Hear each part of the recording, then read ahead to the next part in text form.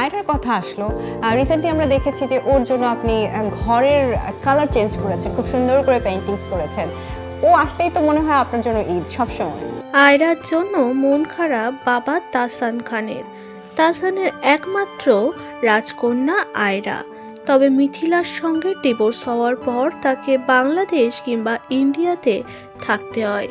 কখনো বাংলাদেশ কখনো ইন্ডিয়া, তার জীবনে নেই কোনো নিশ্চয়তা, একথা তার বাবা তাসান খানের। তাসান খান এবার একটি ইন্টারভিউতে মুখ খুললেন, যেখানে তাসান বলছে আমার মেয়েই আমার জন্য ঈদ। আয়রা বাংলাদেশে আসলে সেটাই আমার জন্য ঈদ। আয়রার জন্যই ঘরের রং চেঞ্জ করেছে তাসান।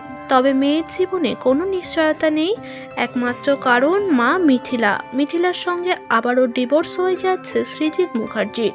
এর আগে তাসানের সঙ্গে ডিভোর্সের পর মিথিলার ঘর বেঁধেছিল মেয়েকে নিয়েই ইন্ডিয়ার পরিচালক সৃজিত মুখার্জির সঙ্গে। সে সম্পর্কও ভেঙে যাচ্ছে। তাসানের কথায় মিথিলার কারণেই আমার মেয়ের জীবনে কোনো নিশ্চয়তা হচ্ছে না, একবার বাংলাদেশ একবার ইন্ডিয়া, যেন তার ভবিষ্যৎটা নষ্ট হয়ে যাচ্ছে।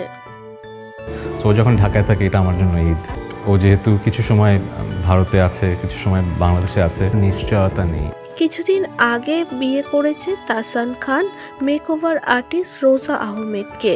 তবে তার মেয়ের প্রতি ভালোবাসা ও দায়িত্ববোধ একই রকম থাকবে, একথাও জানিয়েছে তাসান জানান, আমি যেমন বিয়ে করেছি তেমন আমার একটা সন্তানও আছে, আমি দুদিকে সমানভাবে দায়িত্ব নেবাবো।